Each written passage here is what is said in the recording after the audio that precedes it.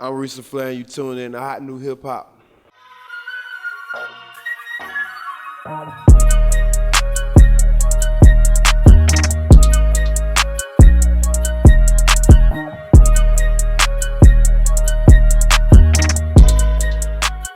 I used to live in Florida too, in Pensacola. My dad is an engineer, so they had him. He was stationed there, so I lived there for a little bit. That place sucks. But in Atlanta, I'm from 4-4, from the 4-4 neighborhood, Boulevard. So being there was cool, you know what I'm saying? It's all gentrified and shit now. All right, so you know where Edgewood is, you know where, yeah. It's parallel street, just like this. So it's very, very gentrified now. Martin Luther King Center and all that shit is over there. But I don't know, if you still hit little certain streets over there, shit still go down over there. But yeah, I fuck with basketball a little bit. I mean, school was regular. It was cool. I don't know, it was cool. I was the funny kid. Everybody used to I'd crack jokes, and then it was people that some of the basketball, the jock niggas, they didn't fuck with me because they girlfriends like me, and I was like, man, you don't do it. You little skater, little kid, but whatever. School's cool. I didn't like doing what other people did, and I just instantly I just was attracted to skateboarding. It was tight. And the first time I ever opened a skate magazine, people like to do things and do stuff with shit they can identify with. So first time I opened a skate magazine, I saw it was two ads. It was Brandon Turner and Keenan Milton. Rest in peace, Keenan Milton. But two black guys. So okay, cool. Yeah, this is tight. I'm into this. Skateboarding is just about consistency. It's really a mental thing. It's physical, but skateboarding is really mental. Sit there and try the same thing for sometimes hours and don't land it, and then you come back 2 more times and don't land it, come back the 4th time and land it. Yeah, it's deep. 2012. That was I put out my first video that year, shit like that. I got into rapping as a bet. Don Cannon bet me that I couldn't make a mixtape. They had took me to the studio when the cool kids was making Gone Fishing. Yeah. And I was just like, damn, this is tight. And they was making beats, and I was in there just fucking off and started freestyling, just playing, and he was just like, you should rap. And I'm like, nah, I'm cool. And he was like, man, whatever, you can't do that shit. And I was like, shit, bet me some money. I'll make a mixtape tomorrow. And he bet me some money, and I made a mixtape. And then a couple weeks later, it came out on the internet with Gangsta Grill tags on it. Pharrell, Clips, those are my biggest ones. Lupe Fiasco, Food and Liquor, that was my shit. Dom Kennedy.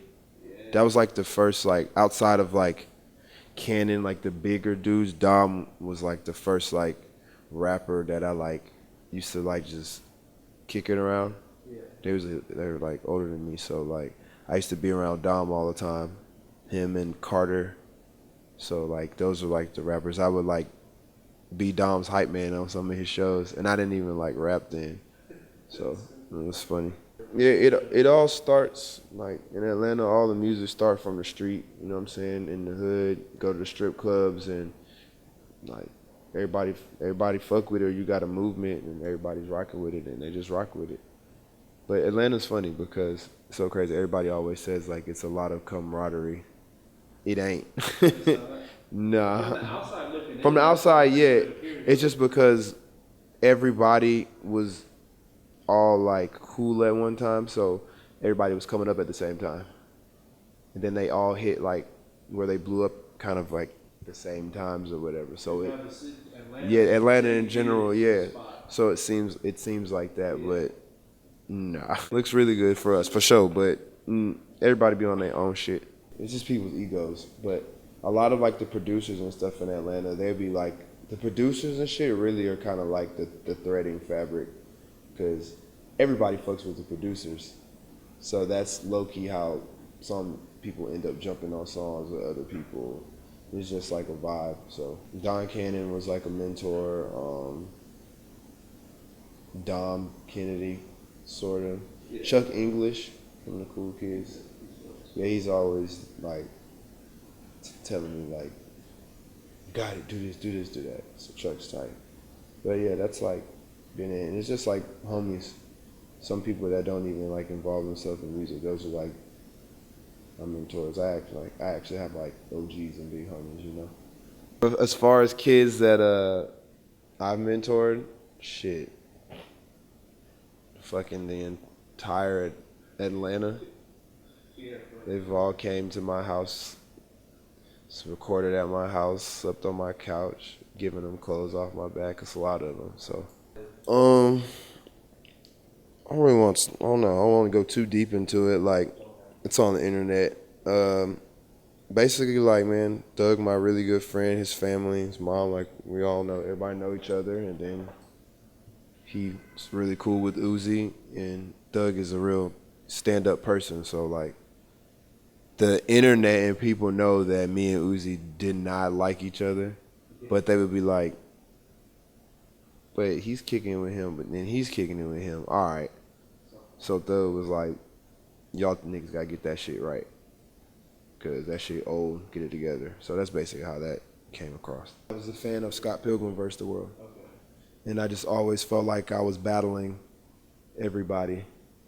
Like, people would try to like shit on something of mine or something. I'd be like, yeah, fuck out of here. Yeah. And I kill that shit. So I got all that from like Scott Pilgrim vs. the World. This album, subtitle, was the last. Okay. Yeah. That was it. It originally was called Reese vs. the Universe, but I just made it subtitled because the last like installation of Scott Pilgrim vs. the World was Scott Pilgrim vs. the Universe.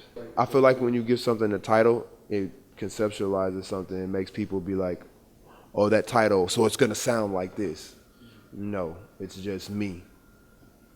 You're gonna get all these sounds. People had stole all my music and shit, stole a bunch of shit, so I had to, like, that'll, especially if it's coming from people that you view as family, when that happens, it gets mental. So I kind of had to like just separate myself from those people and just get my shit right. Keep being yourself as always. Like, that'll take you the furthest. And don't really take advice from people, because their advice don't work for you. Take your advice. Yeah. Listen to what people have to say. You could take bits and pieces from it, but don't fully take it with a grain of salt. Yeah, don't really take anybody's advice, because they'll fucking have you off a cliff somewhere doing some stupid shit. I got more projects coming out. I'm about to put out the Laflare Records compilation. I forgot to mention that. Okay. Yeah, I got some artists on Laflare Records. You want to shout me out? No, I'm not telling anybody who they are, because niggas like to come in and steal shit. Yeah. I'm like the rap game. I've been the rap game martyr, where people just, my fucking Instagram is if you want to be a rapper, let's go look at my Instagram.